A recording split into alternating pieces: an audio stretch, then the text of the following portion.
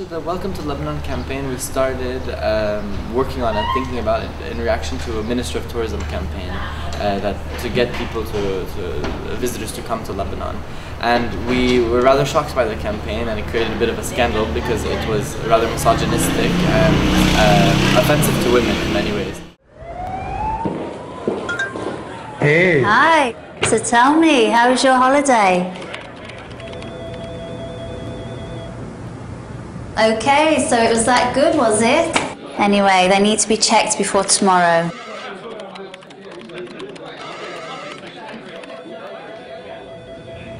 Hello? You know what? I'll leave you to it.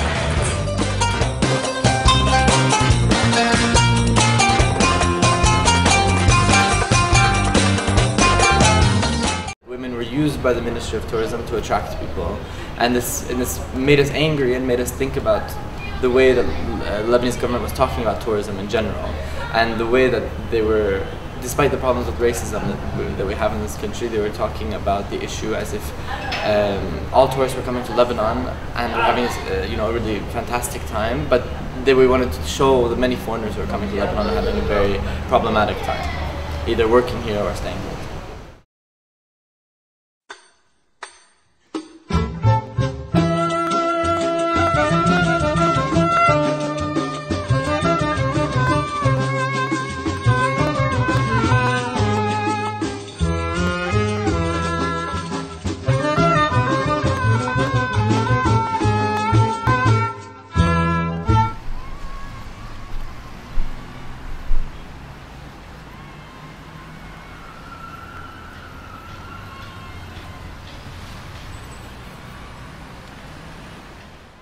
Lebanon, well, fortunately, I mean, we have about between 200 and 300,000 migrant workers who are coming from many different countries in Africa and Asia to work here.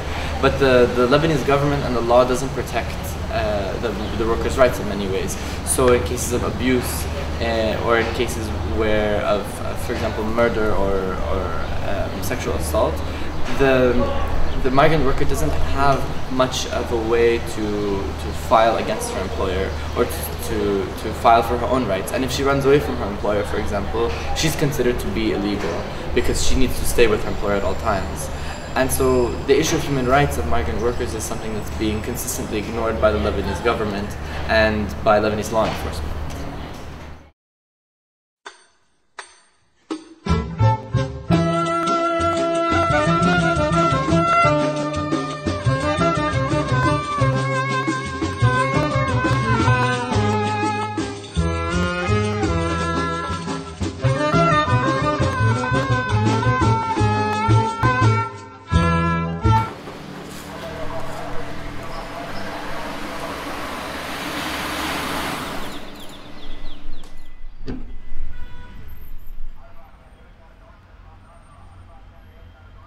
The draft law that was passed by the International Labour Organization was a very big step and a very important step in terms of making migrant workers' rights a part of workers' rights and labour rights in general.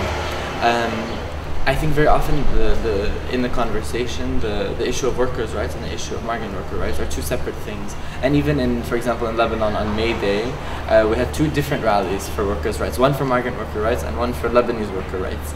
And I think this shows the extent of the problem, that many Lebanese workers don't see their rights and the rights of the women who come to work here as anything related. And so I think the International Labour Organization taking this step and making it clear that migrant workers are protected as workers and their rights must be ensured by every government around the world, I think is a very big step. And I look forward to Lebanon implementing the rights that have been specified.